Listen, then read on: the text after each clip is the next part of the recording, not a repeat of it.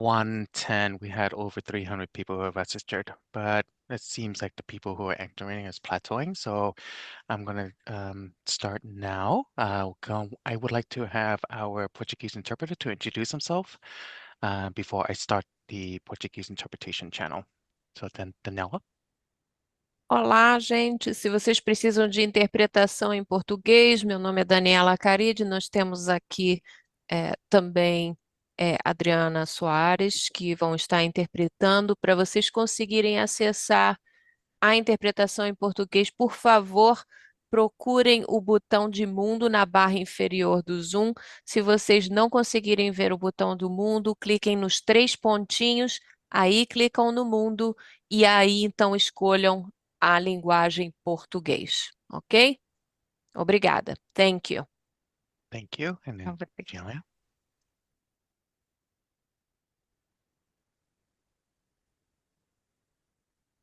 Okay, so I am now going to start the interpretation channel. And after that, I'm going to start the recording.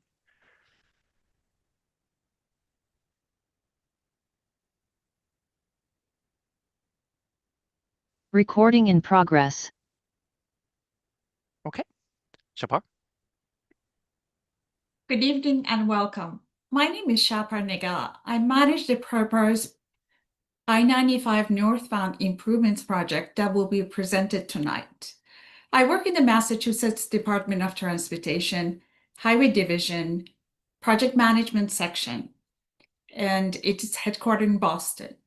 During tonight's presentation, we will discuss the project background, some of the existing issues, and the current project that the current project will address, and the proposed design. The purpose of the meeting is to inform the public of the project and solicit feedback to help us develop the design. I will now turn things over to our producers to go over some of the basics of virtual meeting. Hans? Thank you, Shapar. So once again, my name is Hung Pham. I am one of MassDOT's producers this evening, providing the technical support and facilitating questions. Let me take a moment to go over some Zoom basics. You are joined this meeting muted and without video, but we will be having a Q&A session later on where you can unmute your microphone to ask your question. You notice that there's a Q&A button at the very bottom of the Zoom application. Please send us any written questions or comments during the presentation, and we will address them at the very end. And also, you can, if you like to ask your questions and provide comments, you can do the raise hand button, and where we can call on you as we go along. If you're having difficulty hearing me due to some internet issues or wish to call in into this meeting, you can call in at 309-205-3325 using that webinar ID 869-0483-4574. If you're having Zoom issues or technical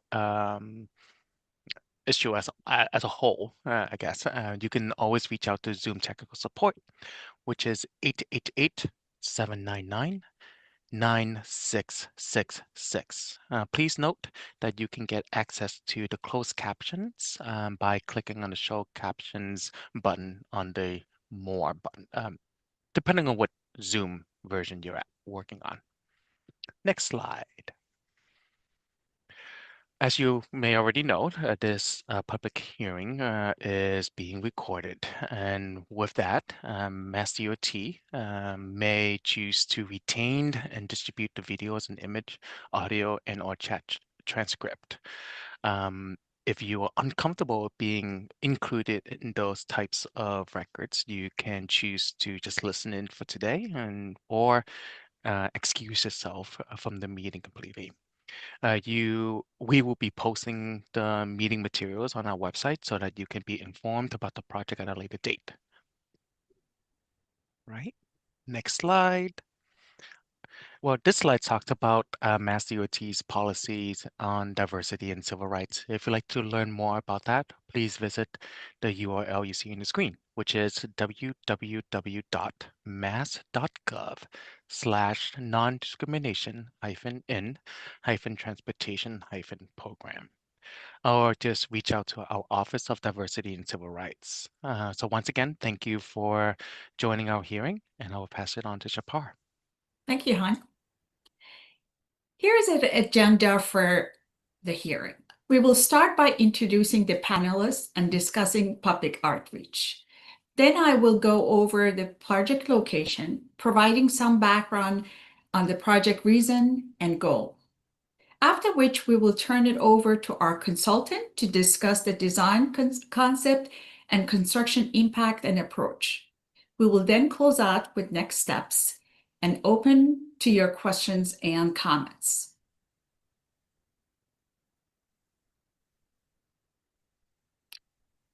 This slide shows the members of the project team and those assisting with this presentation tonight.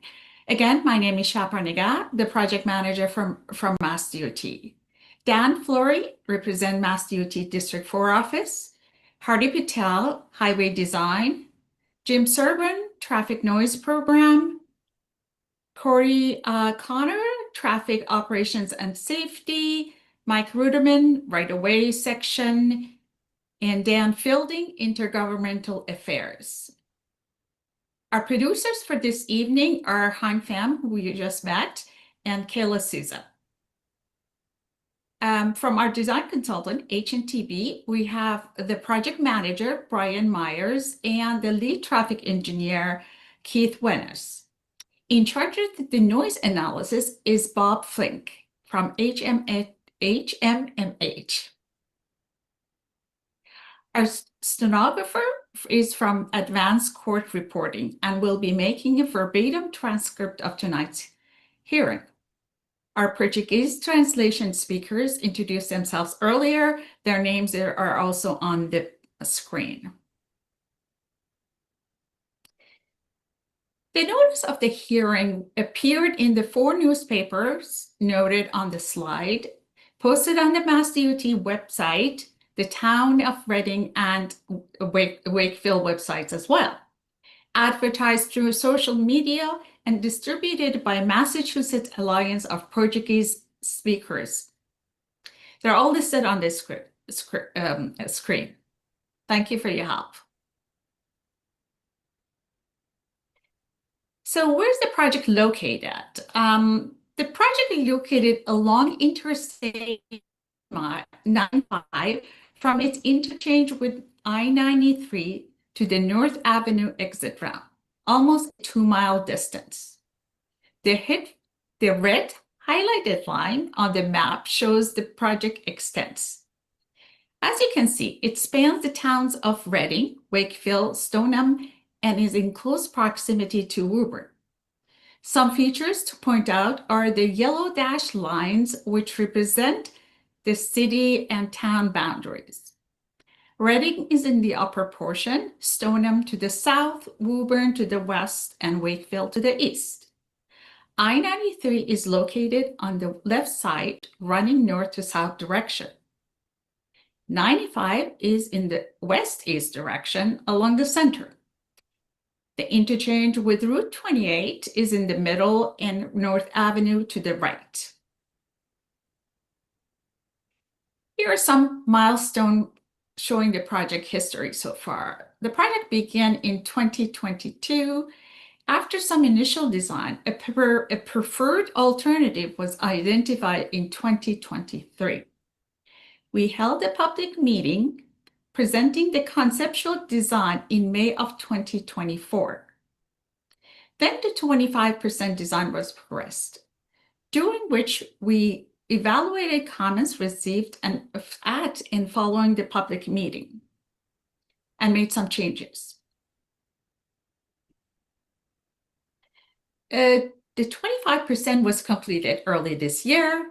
That brings us today, the 25% design public hearing. So why was the project initiated? There are several deficiencies along this section of I-95 that have led to traffic safety issues. 95 northbound includes 4 travel lanes leading up to the I-93-95 interchange. But after its off-ramp to 93 northbound, there is a lane drop from 4 travel lanes to 3. The lane drop occurring right at this complex interchange makes it difficult for vehicles to merge, resulting in long backups and during highway peak hours.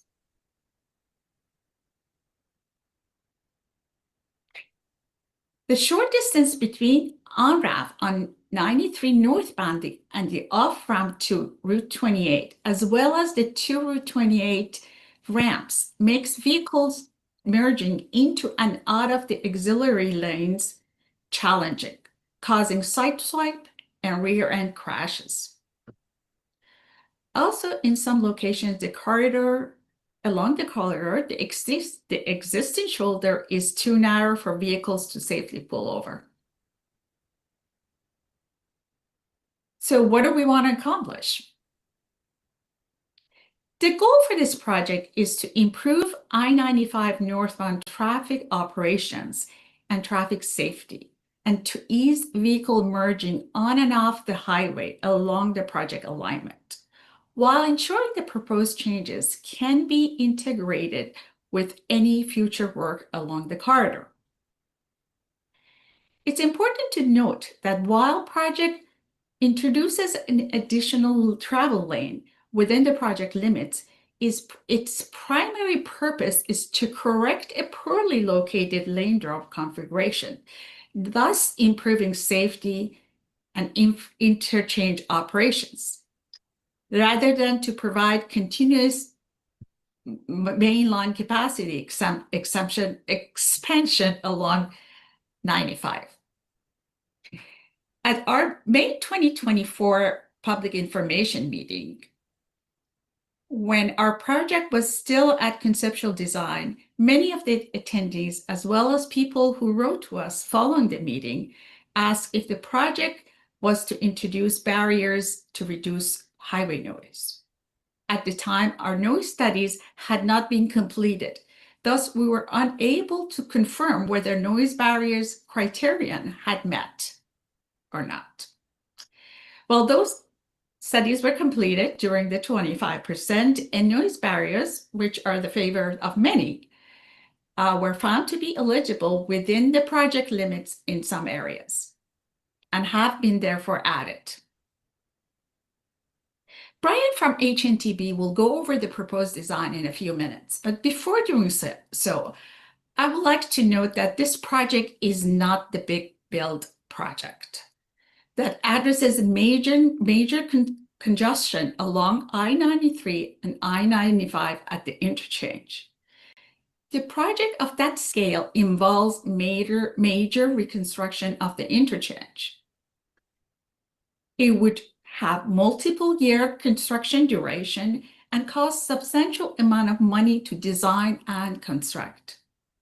A project with that scope is in preliminary discussion phase and a long-term goal for Mass DOT. The project we're discussing today is a quick fix that can make some improvements at a fraction of the cost. No impacts to private property and relatively short construction duration. I will turn the presentation over to Brian to talk about the proposed design. Brian? Thank you, Shapar, and good evening, everyone. This project proposes improvements along I-95 North. No work is being done to the travelway on I-95 South. The following slides are a series of maps and figures that illustrate the proposed work along the corridor. Going over the project location again, we have I-95 running horizontally along the image, with the project limits highlighted in red. I-93 is on the left side, running perpendicular to I-95 here. We have Route 28 interchange in the center. And then we have North Ave on the right side of the image here. To show you the proposed work, I've split the project into 4 different sections. First, from 93 to Route 28 here. Then the Route 28 Cloverleaf going into Wakefield. And then split it into 2 sections, one including the curve, and then finally including the straightaway to North Ave. If you're more familiar with the exit numbers, 93-95 interchange is exit 55, Route 28 is 56, and North Ave is 57. We're making improvements to the corridor by extending a 4th lane just north of the I-93 interchange. We're also extending the auxiliary lane between I-93 and Route 28. This will allow vehicles more length to perform the weaving movement needed to get on and off the highway. We're also making this improvement at the Route 28 Cloverleaf between the 2 on and off ramps.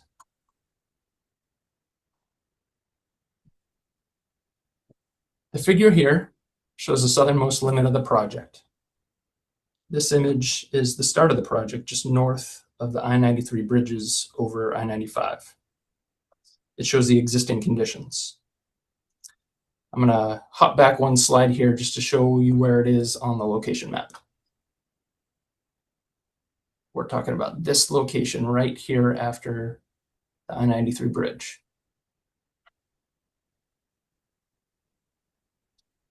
For reference, I-95 southbound to 93 northbound ramp is labeled in the upper right-hand corner here. Again, no work on this side of the travelway. You'll also see the 93 northbound to 95 northbound ramp in the lower right-hand corner here. So just south of this ramp is where the lane drop occurs. It goes from 4 lanes to 3 lanes. I've circled this where it occurs. This is also indicated by the 4 arrows here. And then it tapers to the 3 arrows here on the right. Now I'm going to show you the proposed work at this location. The dark gray here is our proposed mill and overlay. You'll see that I've circled the location of the existing merge. This is the exact same circle from the previous slide. We are eliminating the merge from 4 to 3 lanes.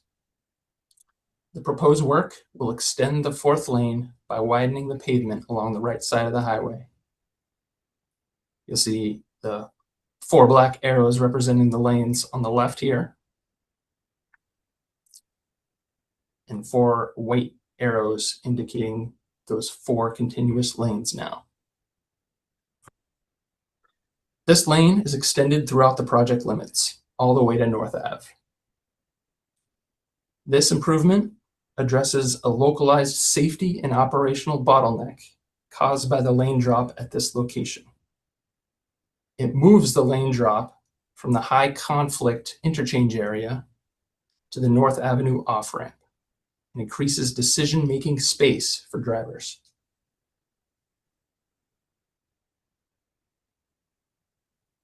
Another improvement that I wanted to show you is the weaving movement coming on and off the highway. This image shows a zoomed up aerial of the ramps at the Route 28 interchange. Running horizontally along the page is I-95. Route 28 is right here in the middle. The Route 28 southbound to I-95 northbound ramp is on our left here. And then we have our I-95 northbound to Route 28 northbound ramp on the right. The red arrow is the traffic movement from the ramp. There are 2 movements that a vehicle can make. You can continue going straight onto the ramp, as illustrated by the lower arrow here, or they can shift lanes to get onto the I-95 northbound main line, as illustrated by the upper arrow. Let's look at the movements from the I-95 northbound main line. This is the same location, and the traffic movement from the I-95 main line is shown in blue. There are two movements that the vehicle can make. Continue straight along the main line as illustrated by the upper arrow, or they can shift to get onto the ramp that goes to Route 28 northbound. It's illustrated by the lower arrow here. Now let's look at them combined. When the movements are overlaid, you can see where the conflict point is.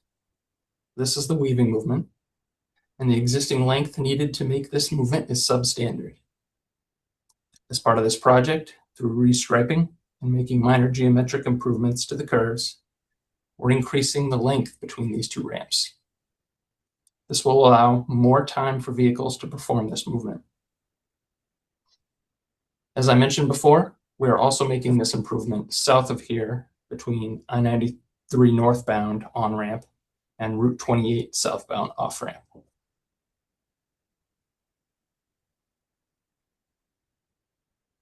Now I'm going to take you through the 4 sections of the project that we discussed before with a more zoomed out aerial.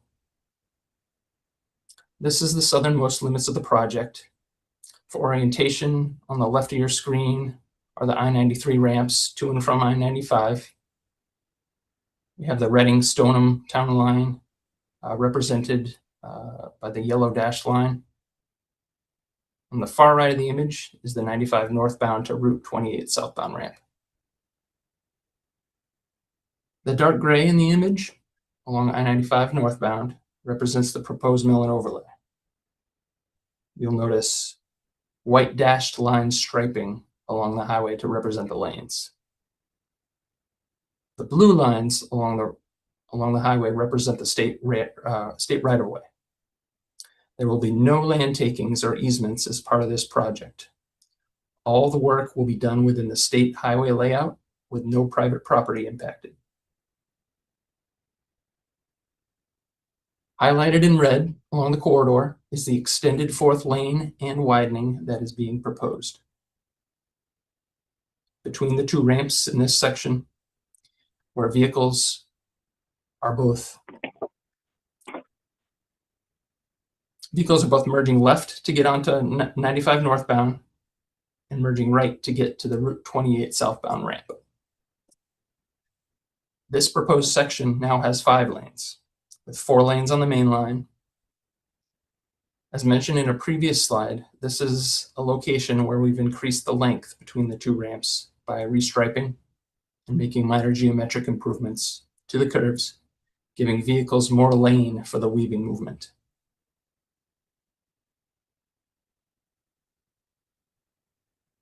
Here's a typical section through this area. On the top is the existing lane configuration. 7-foot shoulder on the left, 5-foot shoulder on the right, with 4 12-foot travel lanes.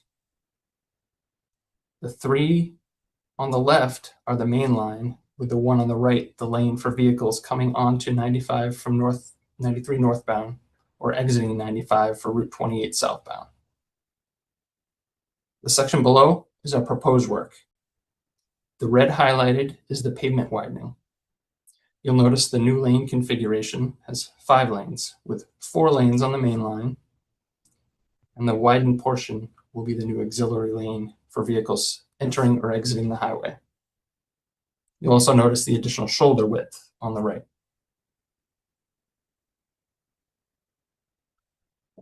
Continuing north along the project, this aerial shows the interchange of Route 28 through 95's passing under Hopkins Street. You'll notice Route 28 in the north-south direction perpendicular to 95 right here. Just after this interchange, it continues into Wakefield. Once again, the red highlighted is the pavement widening, but you'll also notice a yellow highlight at both the Route 28 bridge and Hopkins Street underpass. This represents areas that widening is not needed. Both the bridge over Route 28 and the Hopkins Street underpass have enough existing width to accommodate the extended fourth lane. At these locations, the lanes or shoulders have been restriped accordingly. We refer to these areas in the legend as lane reallocation. Like we had discussed before, we've increased the length between the two ramps at Route 28, giving vehicles more lane for the weaving movement.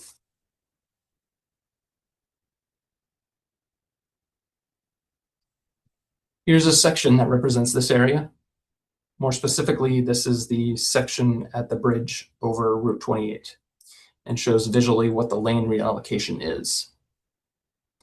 On the top is the existing lane configuration with three 12-foot lanes on the main line, the three leftmost lanes, with a large 24-foot lane on the right that is used for vehicles merging to get onto I-95 from Route 28 or off I-95 to Route 28.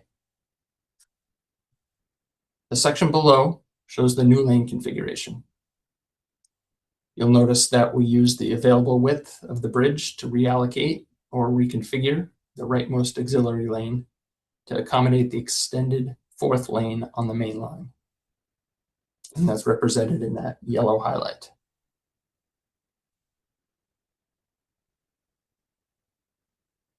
Continuing further north, this is the section after Route 28 northbound to 95 northbound, where the ramp merges onto the highway.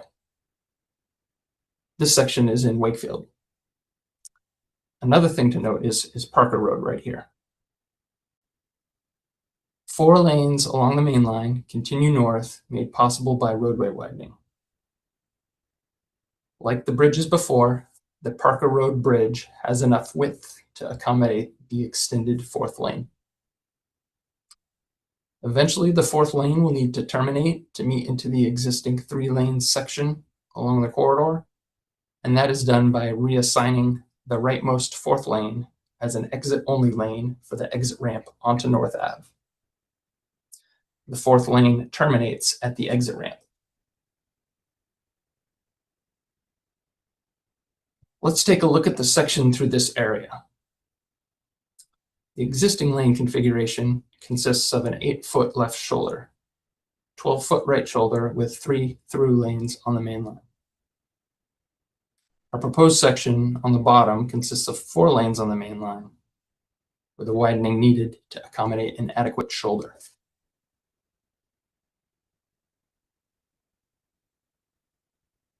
This is the northernmost limits of the project. Please note North Ave on the right here. We have our commuter rail line running down the center here.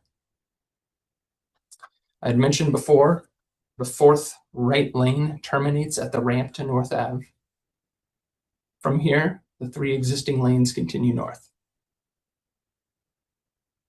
The typical section in this area is the same as the previous slide.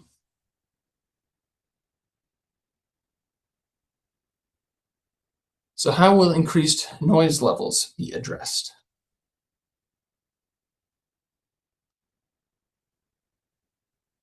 Since a portion of this project is federally funded, FHWA policy requires MassDOT to evaluate noise abatement for certain types of highway projects when noise levels approach or exceed set noise level criteria.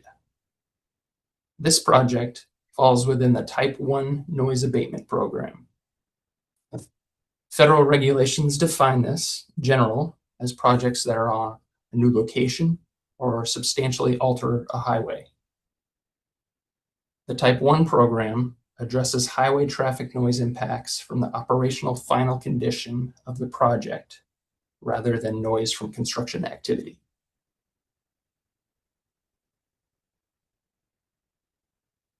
There's a 3-step procedure that is considered during the noise analysis for a highway project.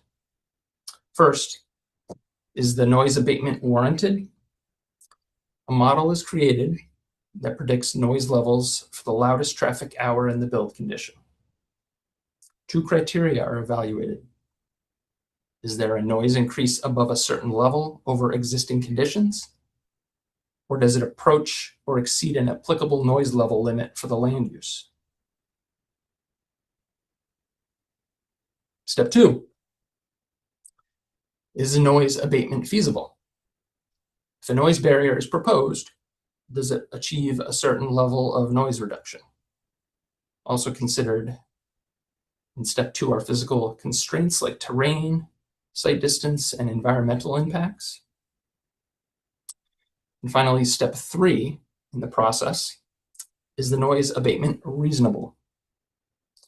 There's 3 criteria are looked at to determine whether it is reasonable. Will it achieve a noise reduction goal? Will it achieve a certain cost effectiveness defined by federal guidelines? Also, what are the viewpoints of the property owners and residents?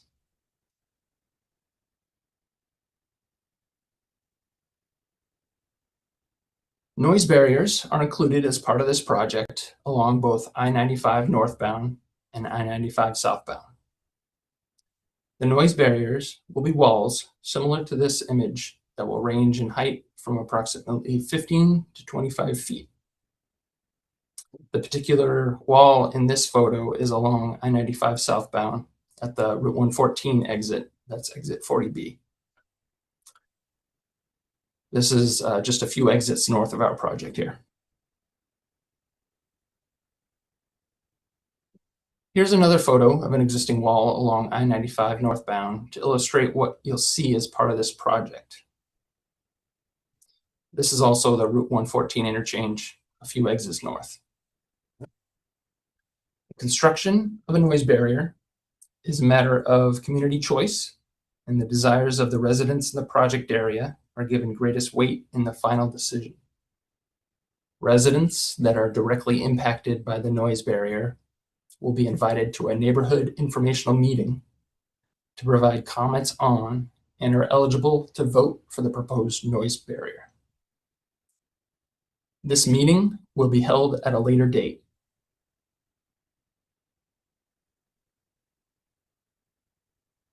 So now I'll take you through the approximate locations of noise barriers proposed on this project. This figure shows the southernmost limits of our project with the I-93 ramps on the left side here and ramps to and from Route 28 on the right here. The blue line is the existing right-of-way with yellow dash showing the town limits. We have Reading on the north and Stoneham on the south. The red line shown represents the extents of the noise barriers in this section. Along I-95 northbound, the barrier starts along the I-93 to I-95 on-ramp and continues along this section to the I-95 to Route 28 southbound off-ramp. Along the I-95 southbound side, the barrier starts at the I-95 southbound to I-93 northbound ramp right here, continues north along the Route 28 southbound to I-95 southbound on-ramp here.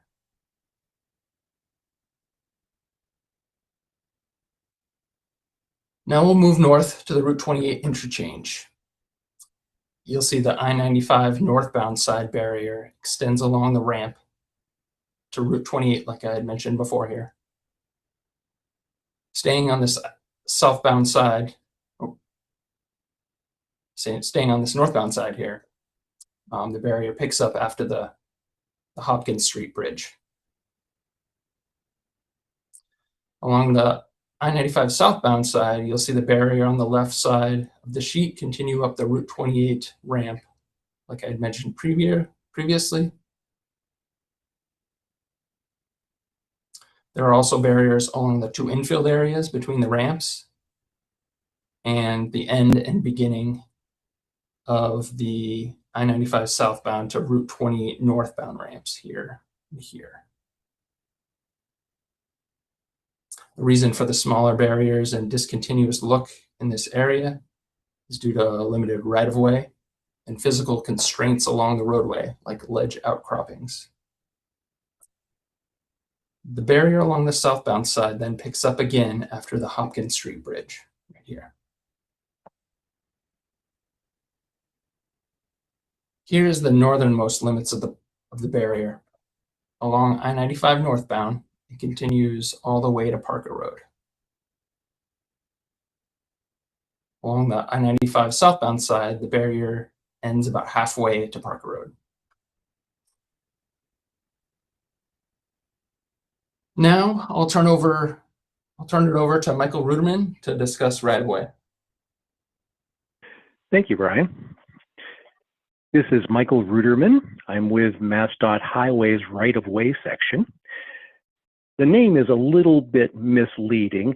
Right-of-way, in terms of our office, is the part of MassDOT that's tasked with acquiring any additional interests in land or fee permanent ownership, whether it be anything that's an acquisition, temporary or permanent, fee or easement. That's what the responsibility of the right-of-way section is. So if Brian and Shapar have already mentioned that this project is not foreseen to need any additional right-of-way, why is this slide in part of the deck here? Well, we included with all of our projects, the design could change. We're at what we call the 25% design stage now. In case that changes, and in case there are takings that are required, let me just read for the record a few things regarding the protection that federal and state law give to owners anytime the Commonwealth uses the power of eminent domain to acquire land. In federal law, there are protections in the Real Property Act of 1970. In state law, most of it's in Mass General Laws, Chapter 79. Specifically, it says owners have the right to be informed at every stage of what's going on. Partly that's this meeting, partly it's the process where I contact you, either myself or somebody of my staff. If we've identified a taking that needs to be done on your property, we will reach out to you personally, and we'll make an appointment for whenever it's convenient for you to show you the plans, the sketches, everything having to do with how the project affects your property at your location. We'll also explain the process for appraising the impact on your property and for compensating, what we call giving out the award of damages as to true and just compensation. So you may hear the phrase just compensation as part of right-of-way eminent domain actions, or just comp. There's also an appeal process. If you're not satisfied with the offer that we are at first extending to you, there's a way of appealing that, discussing it, bringing more evidence to the table. Like I said, if your property is going to be involved in an eminent domain taking, we'll explain all this to you personally. One more time though, we do not foresee the need for any additional takings for this project, since we have a generous amount of space between those two imaginary lines we call the state highway layout lines, the imaginary lines that show the edges of the state property. If that changes, we'll present the designs to you individually. We don't anticipate that it's going to, though. With that, I'll turn the meeting back over to Brian, and I'll be available for any questions regarding the right-of-way process in general when we get to the Q&A at the end of this presentation. Thanks, Michael. So what are the environmental, cultural, resource, and community impacts? As part of the project, we'll need to coordinate with the Wakefield Conservation Commission to file a notice of intent due to being within 100 foot of a wetland. The project also requires us to coordinate with these other two regulatory agencies, Massachusetts Environmental Policy Act, MEPA, and National Environmental Policy Act, NEPA. We'll need to get clearance from them for this work.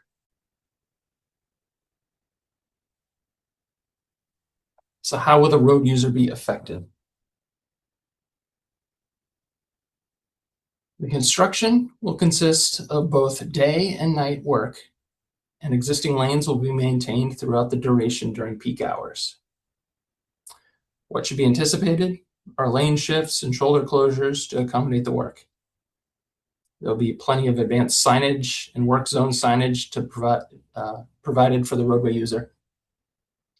During construction, there will be a public outreach program to keep roadway users, residents, and abutters informed of major construction activities in progress. Now I'll hand things back over to Shapar. Thank you, Brian. So what are the next steps? Moving forward, we will be completing the design. 75% design in mid to late 2026, 100% in 2027. Preparation of construction plans, specification and estimate in 2028, and advertisement and award of construction contract in early to mid 2029. Once begun, we anticipate construction to take about 2 years to complete. The project is programmed into the Statewide Transportation Improvement Program, also known as STIP or TIP, for the federal fiscal year 2029. The total construction cost at this level of the design is estimated to be about $80 million.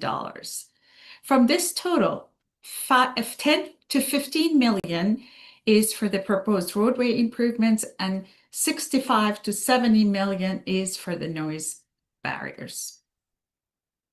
Federal Highway Administration will provide 80% of the total construction costs, and Mass DOT will fund the remaining 20%.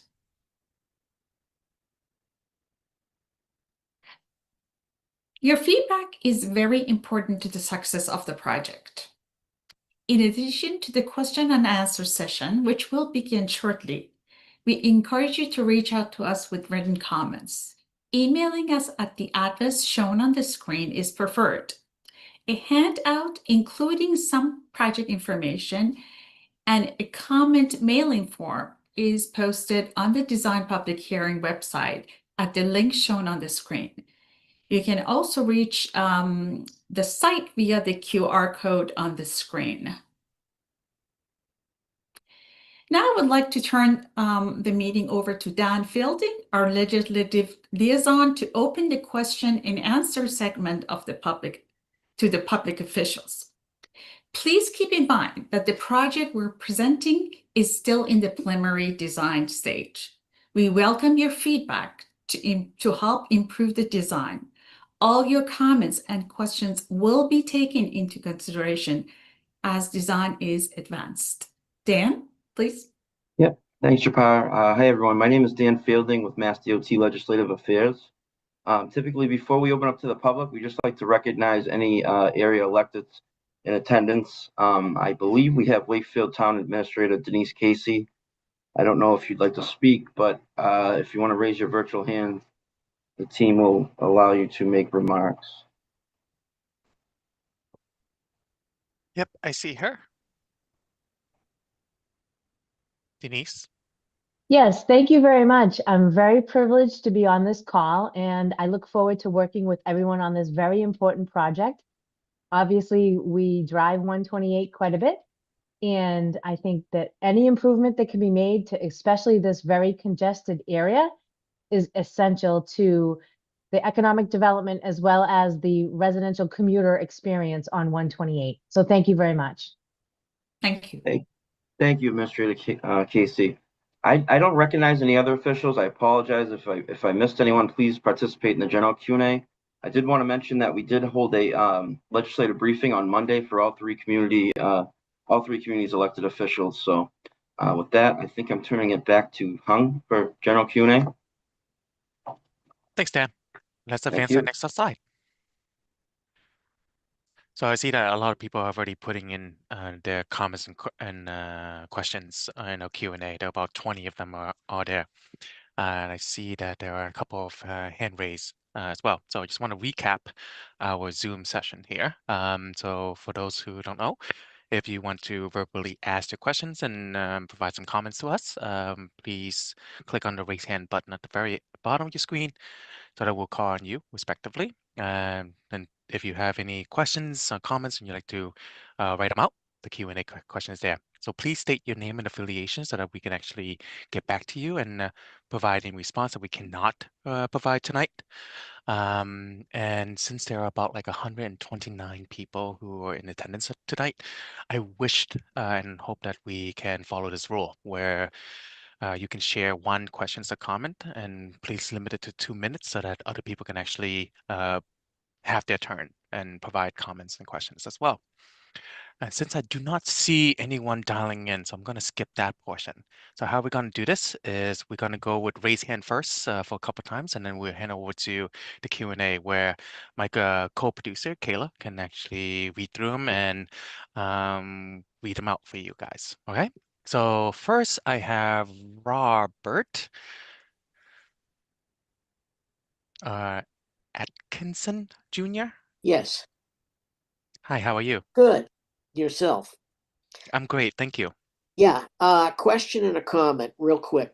I love the idea of the widening, but as usual, I think MassDOT doesn't go far enough. I'd like to see the widening on the northbound side as well. I recognize that's not part of this project, but at the same time, any improvements to the I-93 interchange are going to require a widening on the southbound lanes, excuse me, as well. So I don't know why we're not doing both at the same time.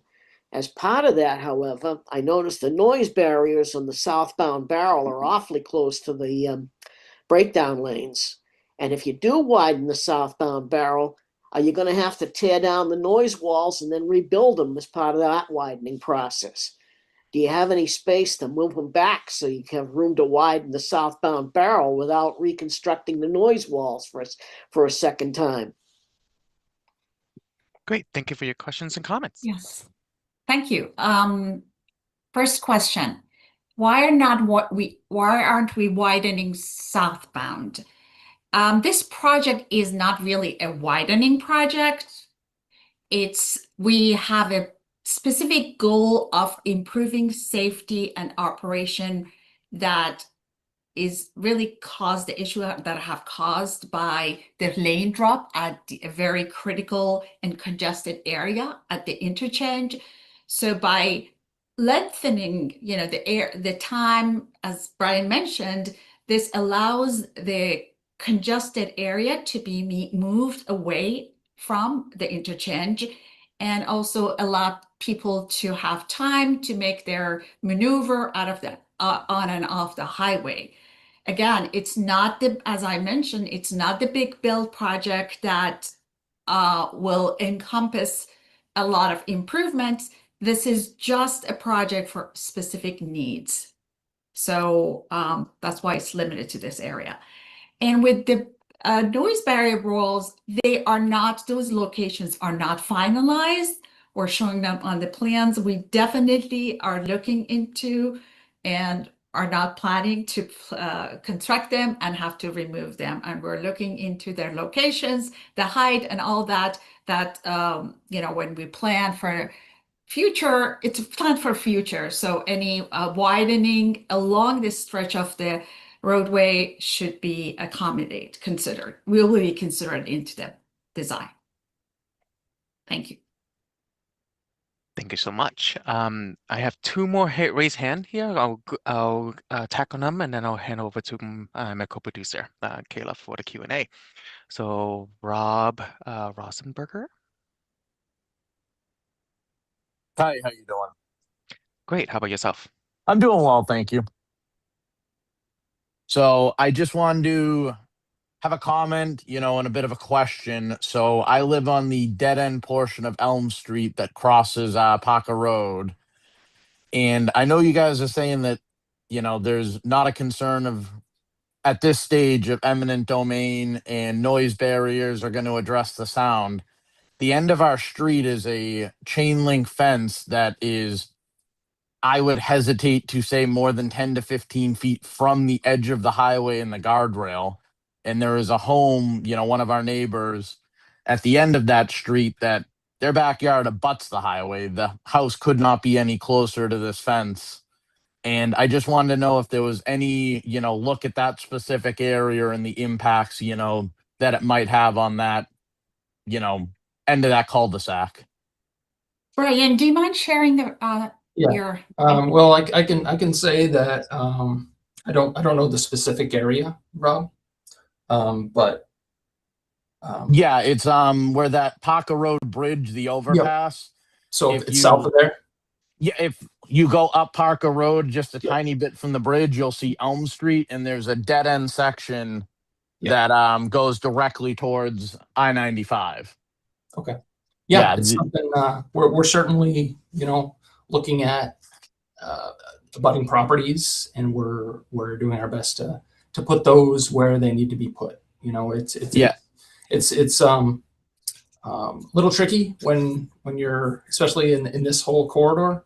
You got a lot of ledge outcroppings and a lot of up and downs, right? So yeah, that's something we're certainly looking into, and I could definitely, now that I know that specific location, we can certainly pay some more attention to that area. yeah. I mean, if that would be great if you guys could just maybe bring someone out here to lay eyes on it. It's a very unique thing. Like I said, the end of the street is literally a chain link fence, and you can, if the traffic's backed up, you can see into the drivers, through their windows and look at the driver eye to eye. Like it's not a great distance, more than 10 to 15 feet. If you're widening it 10 feet, I'm not sure, there'll be room to do that in that one specific section. And there's houses right there, and we already deal with a significant amount of, highway noise.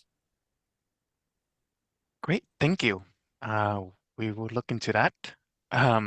Once again, I just want to make sure that we have about over 100 people who signed here, and then there's 28 open-ended Q&A that we need to get to.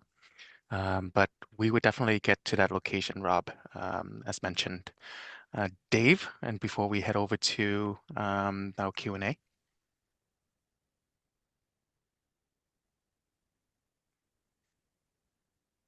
David Talbot.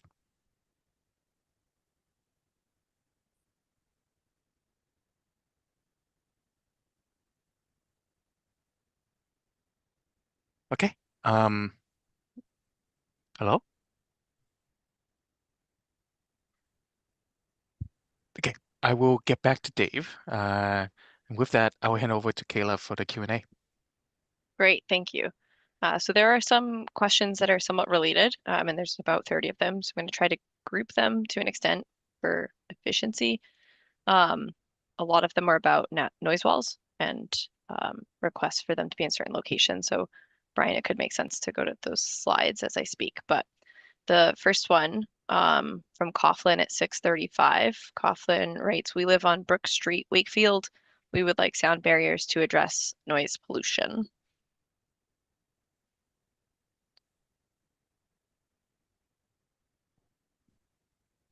Yeah. Not sure exactly. Okay. Yeah, there's Brook Street right here. So it looks like we do have the noise wall in that area. So it looks like it continues through that area. Perfect. Hopefully that addresses that comment. Someone anonymous at 7:05, need noise barriers on I-93 North by Reading 2.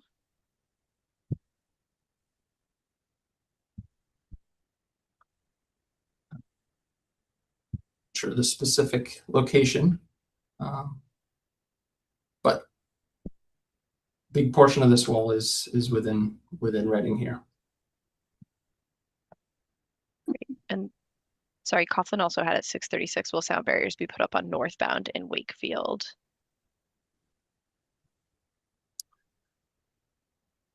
So we do continue into Wakefield. This whole section is in Wakefield.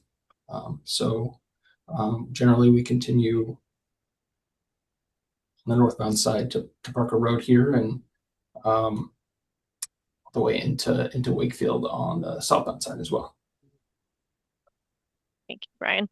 And sorry, the anonymous attendee was actually asking about if noise barriers could be included on 93 by Reading. I think you might have answered about 95. Yeah. Well, the Oh, noise barrier can only be installed within the project limit and when they meet those criteria that Brian mentioned. Right. Thanks for yeah. that clarification, Shapar. That may be the answer for a few more of these, but since we have the slides up, I'm going to continue through them. 706, Marianne Downing said, good to see the barriers on the southbound side, but they should continue along the full on-ramp from 95 south to 93 north, just like from 93 north to 95 south. Again, similarly, this is within the stretch of within the project limit. Just, yep. The last one of possibly the same answer. Daniel Lieber, please add noise barriers at the north end of the project on 95 southbound from North Ave to match the northbound side, especially where there's engine braking for the lane drop on the North Ave exit. The noise will extend across the roadway. Can we see the, yeah, there. Is it the next slide? I think this is the area he's talking about. Okay. Talking about adding it to further north on this section. Oh, So we also have here Bob Fink from HMMH, who is part of our team and has done the noise analysis. Any input on this sort of section here? Sure. You want me to answer that? Sorry. sure. Yes, go ahead. Yeah. So the reason that the noise barrier doesn't extend northward along the southbound lanes is because the barrier is considered for impacted residences, which means that there is a certain threshold, as Brian had alluded to earlier in the presentation, where noise abatement is evaluated, and only the westernmost house in that subdivision was impacted. So a barrier was not considered farther north there. However, as Brian had alluded to earlier, this is 25% designed, so there might potentially be another opportunity to look at that section in the future. But as of right now, that's the results. Thank you, Bob. Right. Thanks, everyone. Mhm. So switching over to another written question from Edward Mariello. Edward writes, we reside on Hopkins Street, Wakefield, 3 houses from the Hopkins Street Bridge. We know the plans call for a 4th lane from Route 28 to North Ave. How will a 4th lane fit under the Hopkins Street Bridge? Thank you. It's probably when maybe question was asked before Brian spoke. Yeah. But Brian, can you just show that slide again, please? So we actually have enough room. There is enough width through there between these 2 abutments. When we widen, we can actually fit that acceleration lane, that extra lane through there. So we can add that extra lane. Thanks, Brian. Perfect. Next written question from an anonymous attendee. Is there any plan to do anything on 93 North from Montvale Ave through the 95 North off-ramp? This area is worse than this proposed area. Again, that's not part of this project. Again, the purpose is to address that lane drop-off and the safety and congestion that is created locally. Next written question from Laura Labor Felch. Laura writes, will this proposal leave that area without a shoulder or breakdown lane? I'm not sure exactly. Are we Which talking area? about Hopkins Street Bridge?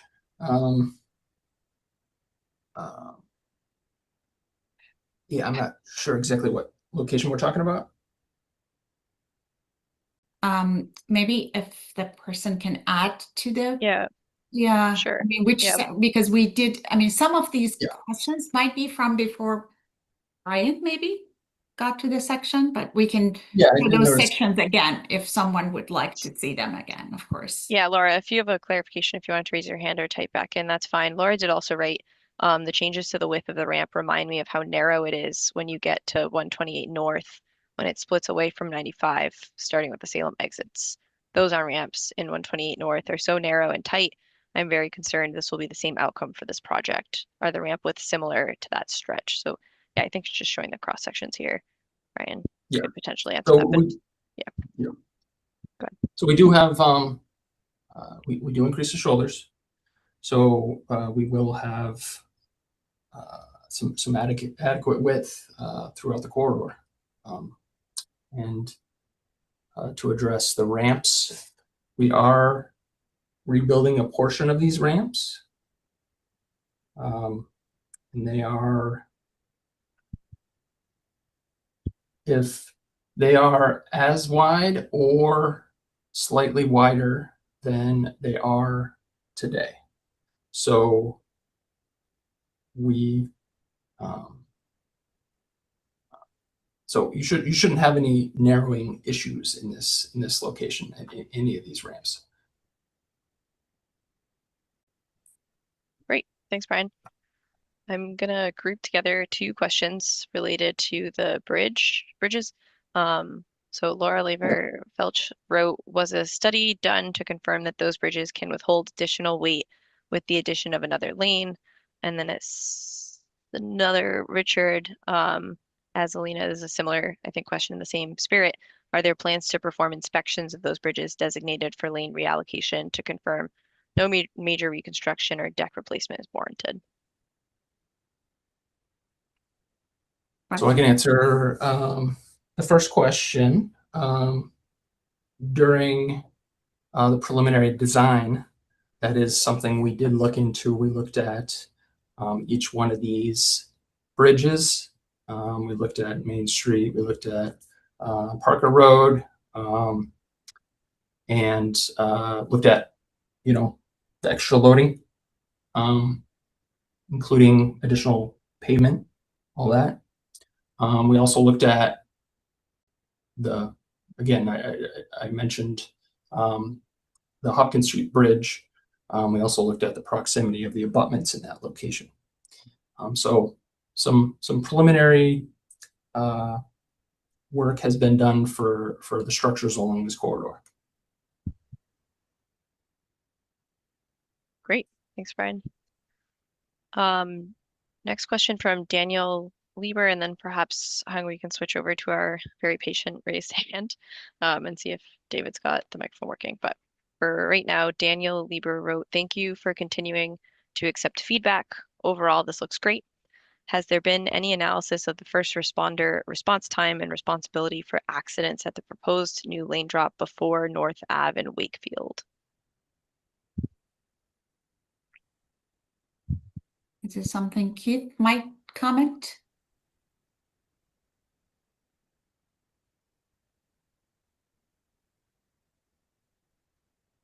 So this is asking about the new lane drop. So now that it becomes an exit only, we're not expecting more delay in that area because of that. So I'm not sure about the concern of first responder time. I may be misinterpreting the question though.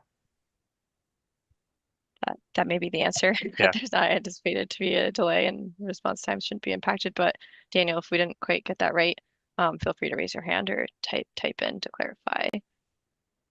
I would love to give David a chance to speak.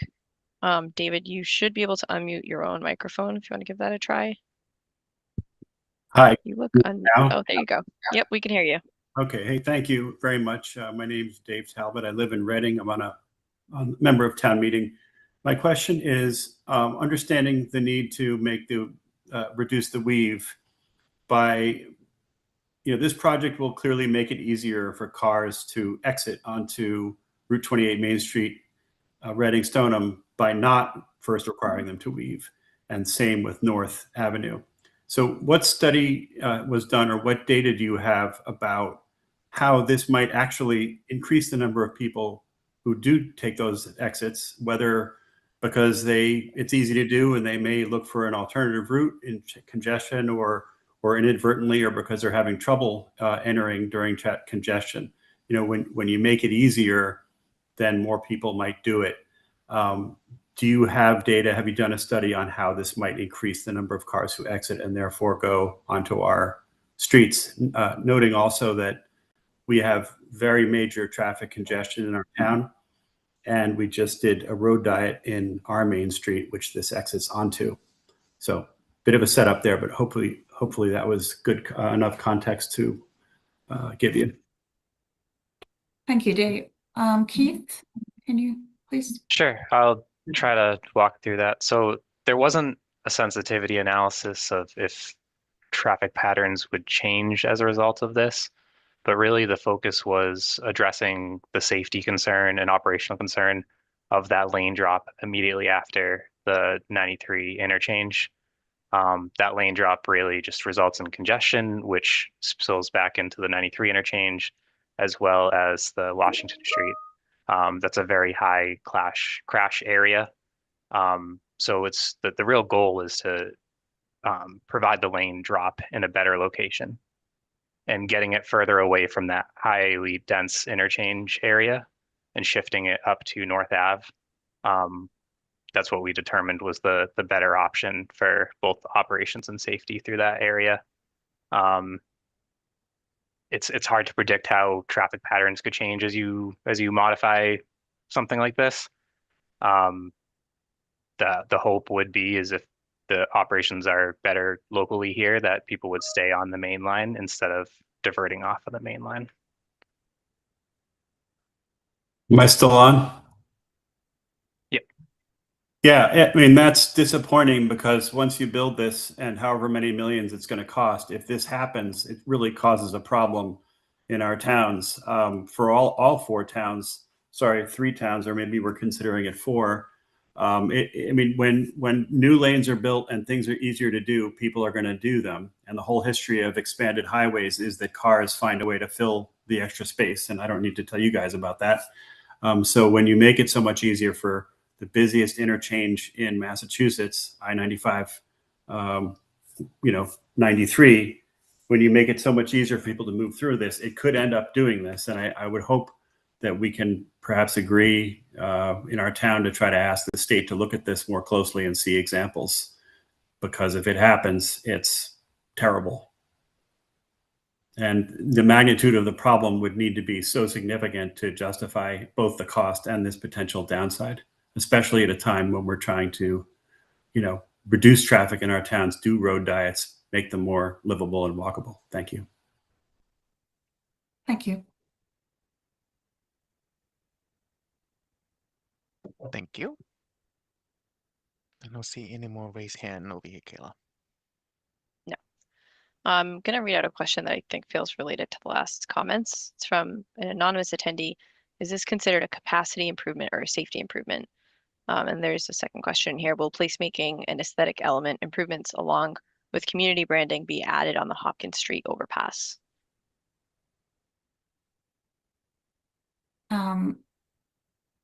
It's, as we said, it is meant to be, it's safety improvement. We're not adding capacity to I-95. It's again limited to this stretch, and this is not adding capacity to 95. In terms of aesthetics, I am not sure at this time, but we can discuss that as we progress the design. And you're welcome to write to us and ask later on if you like.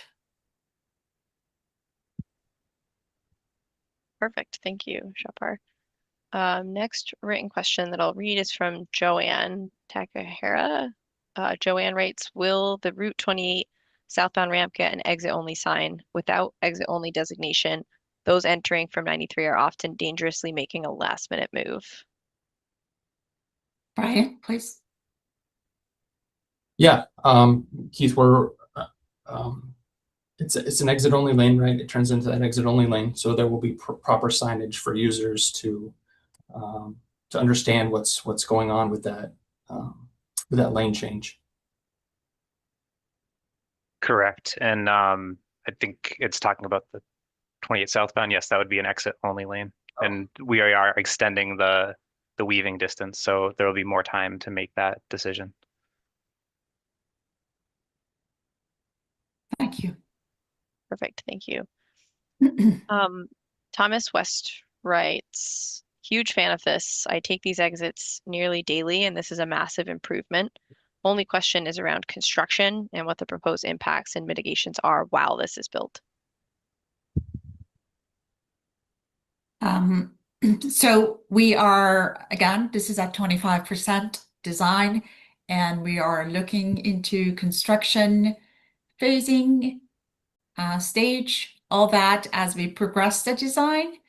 And as Brian mentioned, there will be both daytime and nighttime work. We will communicate to the community beforehand, ahead of construction and throughout. So people know, what to expect. Thank you. Did I answer all that? All the questions? There was, yeah.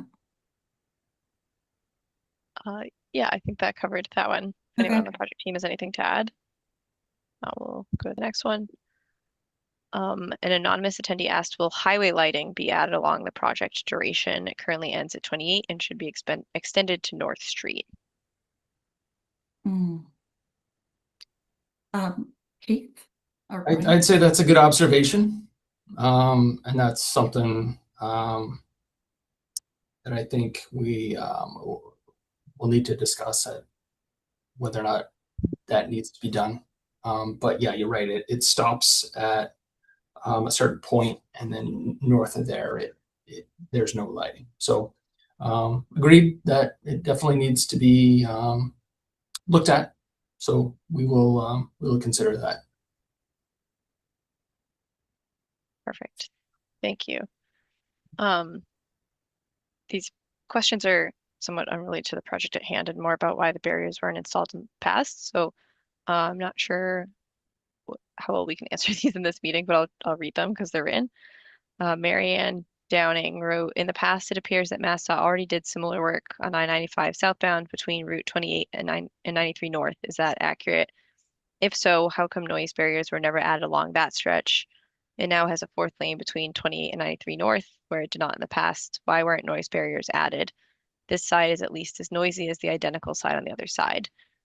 Many years ago, when MassDOT originally planned an entire 93-95 interchange reconfiguration, that was scrapped.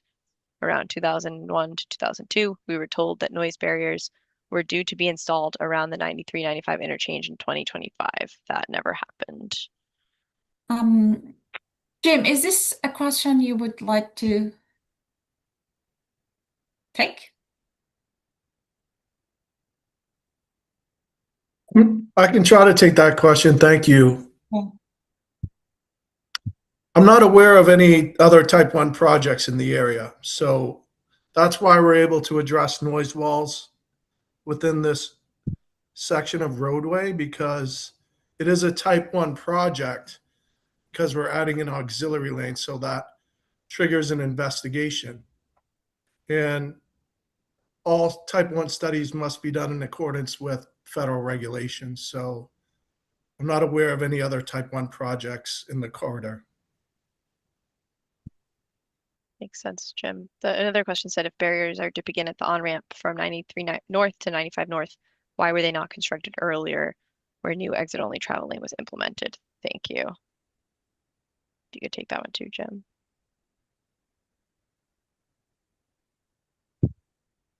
The response would be the same. That's what I thought. I meant to read those back to back, but you were fast. Thank you, Jim. Okay. We have a question from David Shurin. David writes, is the proposed improvement expected to help the backup on 93 North going all the way back to Montvale Ave at peak times? Keith, would you like to comment on? Yeah, sorry, I was trying to find the question to read it again. Mm. Do you mind repeating that, Kayla? Yeah, sorry, I definitely can. It says, is the proposed improvement expected to help the backup on 93 North going all the way back to Montvale Ave at peak times? I wouldn't expect a significant improvement resulting from that, but it may help alleviate some of the ramp traffic. Mm-hmm. Cool. Thanks, Keith. Next one. Justin Gombert wrote, I live along the northbound side of the highway in Wakefield near the Hopkinson Parker Bridge, where homes, including mine, are elevated above the roadway and close to the shoulder. Can you clarify whether these elevated homes were included in the noise modeling as benefited receptors and what the predicted noise reduction is for them with the proposed barriers? I'm concerned that due to the elevation, sound may travel over the barriers and provide little benefit. Thank you. Is this something Bob could? Sure. So the short answer is yes, those homes were evaluated. And as you know from living in that area, elevation is a very important part of noise analysis and is part of the noise model. Not sure exactly which home you're in, but looking at the analysis, the first and second row are considered benefited and have noise reduction between 5 and 10 decibels. The entire barrier for that area, which stretches between the Hopkins Street overpass and Parker Road, has an average noise reduction of 7 decibels. So the short answer to your question is yes, elevations were considered, and yes, there is a significant noise reduction in that area based on the analysis. Thank you. Perfect. Thanks, Bob. I think Sure. while we're on the slide, there's a question, a question from an honest attendee. Noise barriers on the northbound side from Hopkins Street. Perhaps this isn't this exact slide, but from Hopkins Street all the way to Parker Road is critical. Can you confirm that noise barriers will be included and not pulled out of the project? Northbound side from Hopkins to Parker. I think we can confirm at this stage of design that they're in. Yeah, what's shown is planned to be there. It's based on our modeling, yes. Okay. Next question, or perhaps more of a comment from Lois Faba. Lois wrote, you are trying to eliminate the accidents where 128 goes from 4 to 3 lanes. Your proposal will cause accidents when it goes from 5 lanes, again from 4 lanes, and again from 3 lanes. It would be better to keep it at 4 lanes the whole way until Route 129 and then go to 3 lanes. Traveling at 55 miles per hour, the drivers will need to change lanes about every 2 minutes. Also concerning noise, it wouldn't be worse than we have now. We can save a lot of money by not putting the barriers. There are barriers in the Medford area of Route 93, and it causes some confusion for drivers who cannot see landmarks for exits, causing them to miss the exit and having to go further and then make maneuvers to go back. So kind of 2 questions tucked in here. If you want to take one at a time about the one of maybe why couldn't it have been 4 lanes the whole way? I can probably tackle the first one. So just to sort of clarify the lane configuration through the corridor,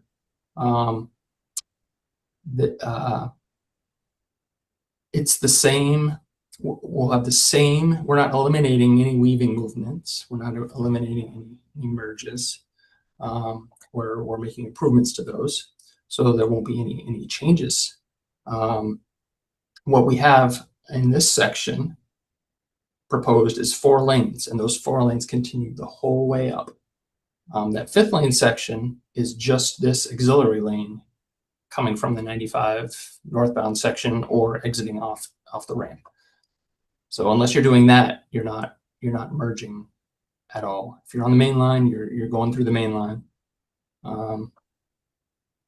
That is the same case for this small little section here. There is 5 lanes here. Yes, but that one lane is that auxiliary lane. You still have those 4 lanes on the main line and they continue through. Going further north here, you have, for a short distance, you have this on-ramp. You can see it better over here. You have this on-ramp coming on from, let's see, what is this, Route 28 northbound to I-95 northbound ramp. So you have this short area where it is 5 lanes, but it merges onto 4 lanes. So it's the same condition as before. You just have four lanes on the main line.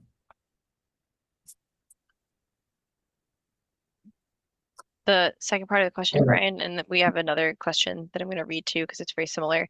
At the Route 28 on and off ramps, there seem to be 2 short sections of noise barrier that will limit sight distance when trying to enter Route 95 southbound. Can this be moved to the back of the 2 ramps? So sort of 2 comments about concerns about sight lines and drivers potentially not being able to see exits because of the noise walls. If you could speak to the placement. Thank you. Yeah, I think that's a good observation. I think that's something we need to continue to look into, right? When you're coming on to the highway, we need to make sure that we have enough sight distance.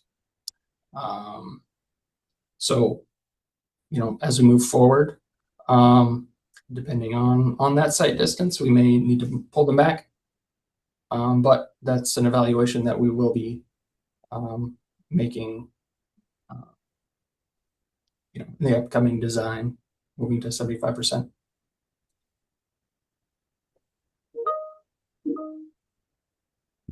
Thank you very much.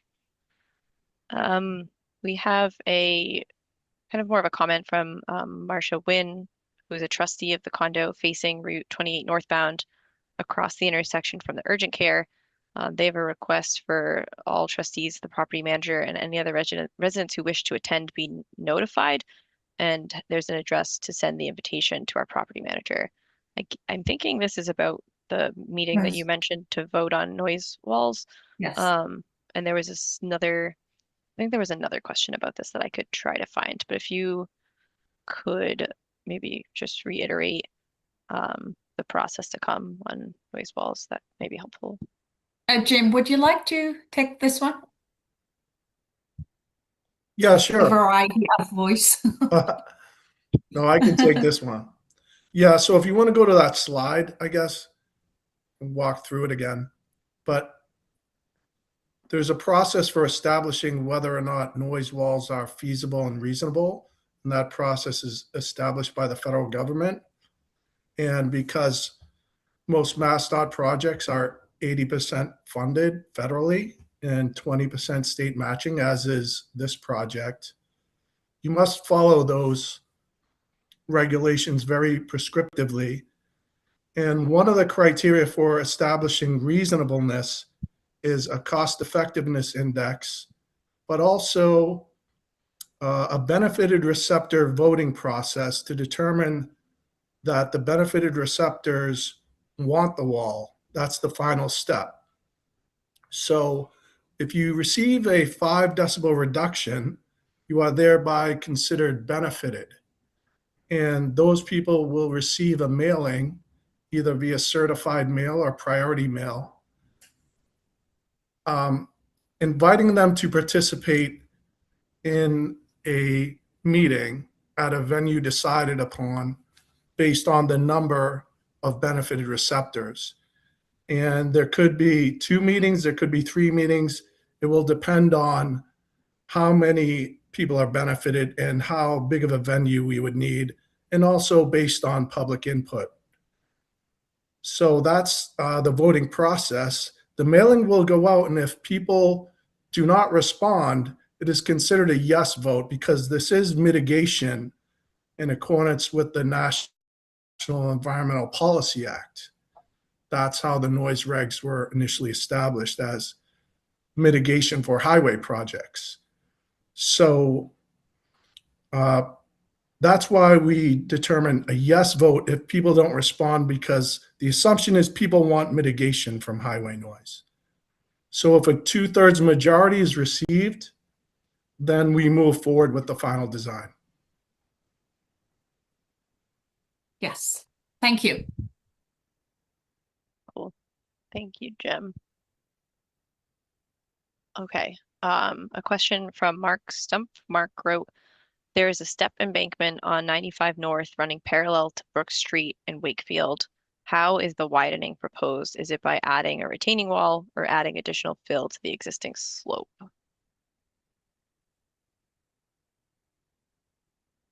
I didn't quite catch the location. It sounds like it's near Brook Street. Yep, Brook Street, Wakefield.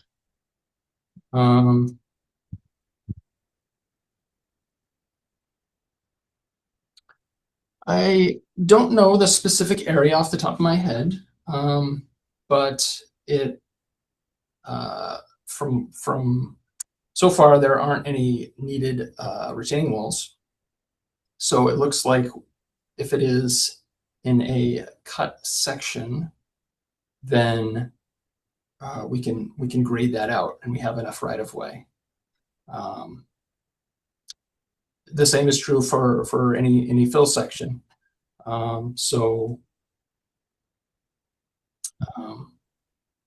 Since we have no right of way takings, we can certainly do that fill section within that area and within the right of way. Great, thanks, Brian. We have a question from an anonymous attendee, and it says, has full survey on the ground work of the highway right-of-way been completed? Survey, yes. Brian is. Yeah, so we are actually in the process of getting some supplemental survey. If you're kind of alluding to someone being out there, it's quite possible that that is for this project. But yes,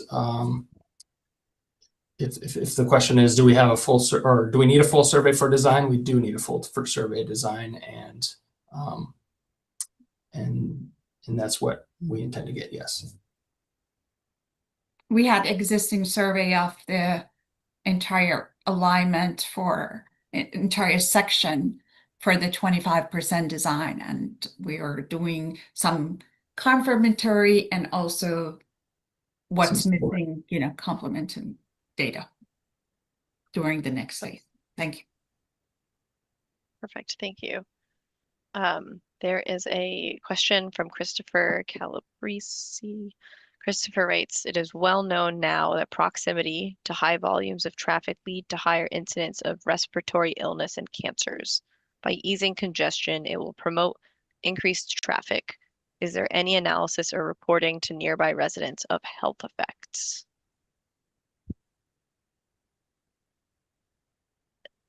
I can answer that if you would like for me, Shapar. Sure. Great. Yeah, so thank you for the comment. It is a valid concern, and it's one that is well supported by really public health research. So for federally funded highway projects like this one, an air quality analysis is required under NEPA and the Clean Air Act. That's something that we would be looking at in terms of construction and induced demand. And with that being said, that induced demand point that you pointed out, we encourage that you submit that in writing so that we can have a better answer to you on that component. And with regard to environmental justice, as you mentioned or alluded to, Mass DOT is committed to evaluating environmental justice impacts, which includes the communities that's closest to the highway. So just as an all, that would be something that we will be evaluating as an environmental impact as part of the NEPA process, the National Environmental Policy Act. Thank you, Hunk.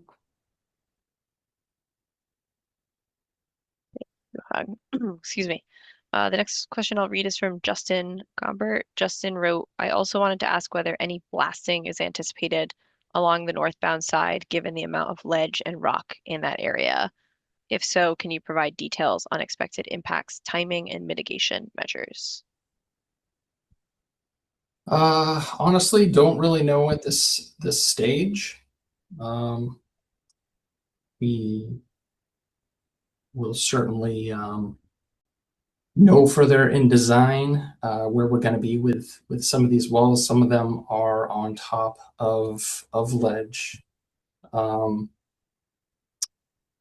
but not likely we're going to be doing any blasting. If and once again, the contractor will be responsible for an outreach program that will notify you of any major activities. Great, thank you. A question from an anonymous attendee. I reside at the intersection of Route 28 and North Street. Traffic at that intersection is already risky. Any ideas to reduce risk, especially if noise prevents pedestrians crossing Route 28 from hearing well enough to be aware of a car approaching them due to the noise from construction?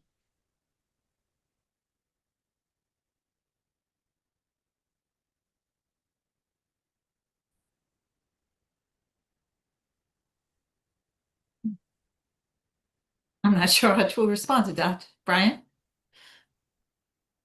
Not quite sure the question. Is it's pedestrian related, and we're worried about noise? Main Street. I think it seems to be a question about a different intersection, 28 at North, and whether or not we expect the noise from construction to create a safety issue there. I mean, that's how I'm reading it, at least. Yeah. So I assume there's It's requirements of noise during like construction too, right? any Yeah. construction project on major highways.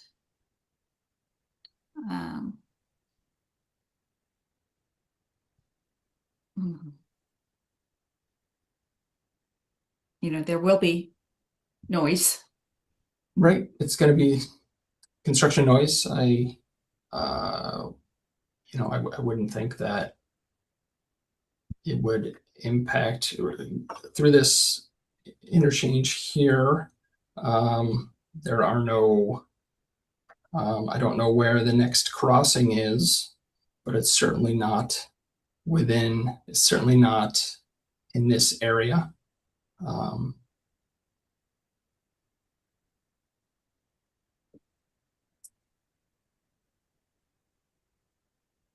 Okay, thank you, Brian. All right, thank you. We have kind of a follow-up question from before from Daniel Lieber. I think Keith had answered this question about the exit only. So with the new exit only lane to North Ave and lane drop, there is a likelihood of additional accidents near the lane drop. I am asking if there has been analysis of first responder time, as there is not fast access to I-95 northbound for Wakefield Fire Department. So I guess the clarification is whether or not there's an anticipated uptick in accidents near the lane drop. There's no crash factors that would indicate lane drop in that situation would increase crashes. If anything, there's a more opportunity versus the deceleration lane to be in the correct lane and move properly.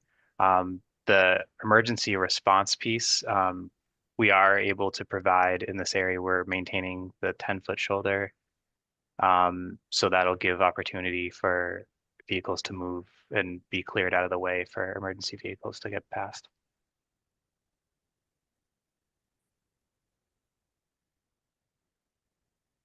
Perfect, thank you. We have a question from Tony D. Arezzo. The Route 28 southbound to I-95 northbound ramp does not appear to increase the weaving length as the actual common lane area does not seem to change between the existing and new ramp geometry. I think this is a statement. Maybe, yeah, I can read it again with if you want, the prop up. So assuming that it is this area, and we are. This is a very, very tight interchange. It's very small, so I think we all know that. But we are increasing this length. We are modifying the curve. You can actually kind of see it here. This is a wider curve, and it kind of pulls the lane out, so we have more length. So it is an improvement over what's out there today. Between that and the striping, we do gain some length there. Thank you, Brian. Perfect. Thank you. I think I missed a question at the onset, so I apologize, Jill. Jill Shari Perlman from earlier in the meeting wrote, I live on Lakeview Ave, quite near the Rotary at exit 58. There are 440 rental apartments being built at the head of the lake. Complex is named the Basin. That is adding much traffic to the Rotary, to Route 95 north and south, not to mention Lowell Street and Main Street, already heavily traveled. The Basin will add much traffic to North Ave also. Each day I have to exit the Rotary onto Route 95 northbound. There is not a long access entrance to merge onto 95. Cars are racing by, and I have to cower there.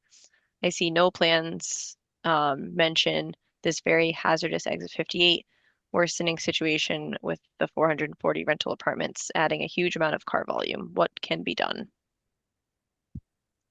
If this is something, So I can talk on it. I do see that yeah, project under construction right now that is being referenced. That is not necessarily part of this project, but I think it's something that we can note and possibly look into. It wouldn't be as part of this project. Okay, thank you, Keith. An anonymous attendee asked, can there be some public art opportunities on the noise barriers? I'm going to ask Jim. Right, so the noise barrier evaluation process has already been completed. So the final step, as I said in the process, will be reaching out to benefited receptors, establishing the height and length of the barrier as part of that federal process, as I mentioned. So there will be design public meetings in which, or a public information meeting rather, this is the DPH, but there will be another public information meeting to go over the progress of the project at some point. But as far as public meetings to decide on whether or not the barriers are feasible and reasonable, there will not be those types of meetings. I think he was asking whether public arts could be displayed on the walls. I've never seen them along the highways. I've seen them on bridges and, throughout the cities, but not on the highway. So That's correct. Yeah, there will be basically there will be three options for color. The noise panels are absorptive panels, concrete precast panels. So there are limitations on what you can do with them. There are three color options: light gray, dark gray, light gray, dark brown, and light brown.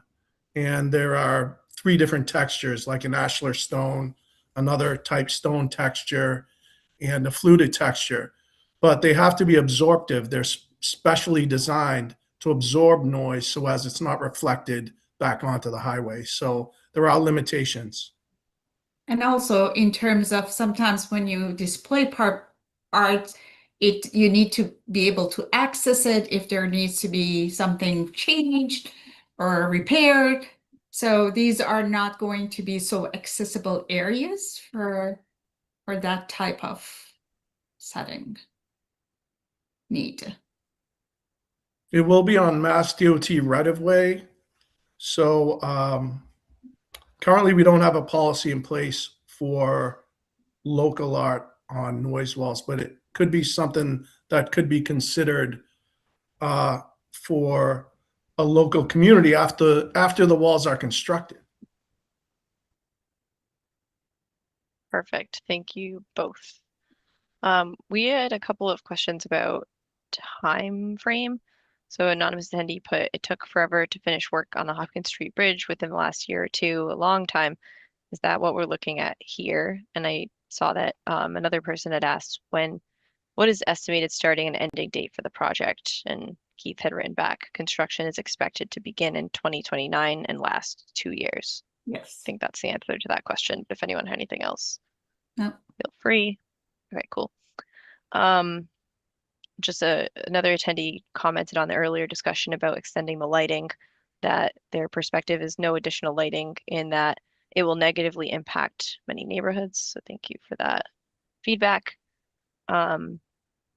David Talbot wrote a minute ago, there was mention, so I guess a few minutes ago, there was mention that this is not a capacity improvement project. It's understood that it does not increase capacity on I-95 overall, but doesn't it increase capacity for people to exit onto Route 28 and North Ave by giving them a full new lane to do so? Thank you. Keith, would you like to speak to that, please? Yeah, locally it increases the capacity in that area because there's an additional lane in that small segment. Thank you. Thank you. I don't know if this is a comment for future meetings or right now, but in these maps, can you point out where the 99 restaurant is in order to situate us?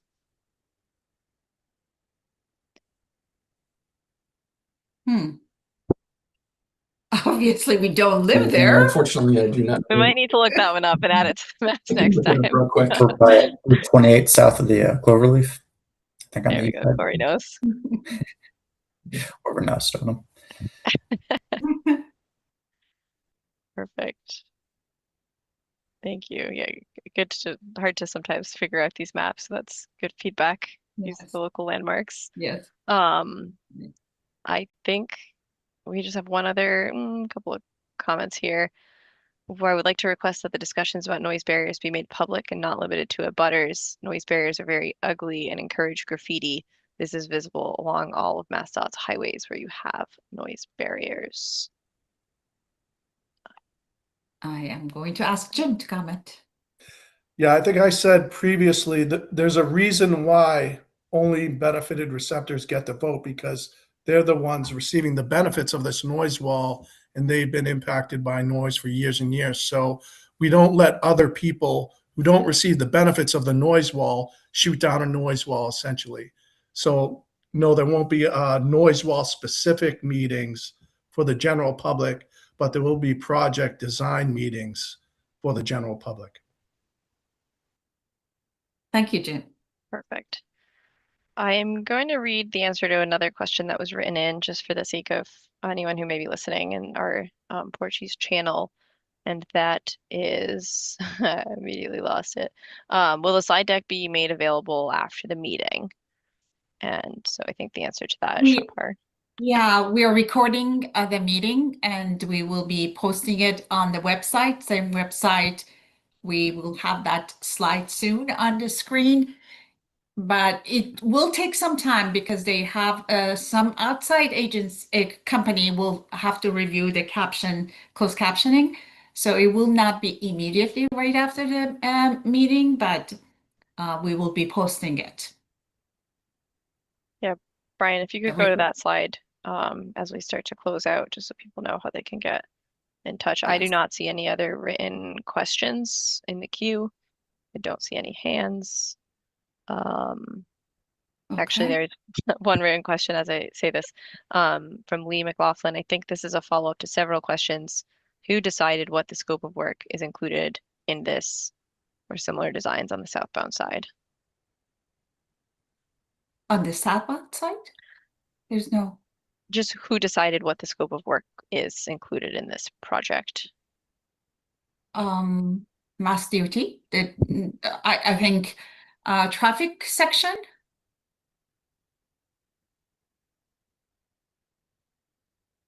It is, yeah, it's sponsored by, proponent is Mass DOT.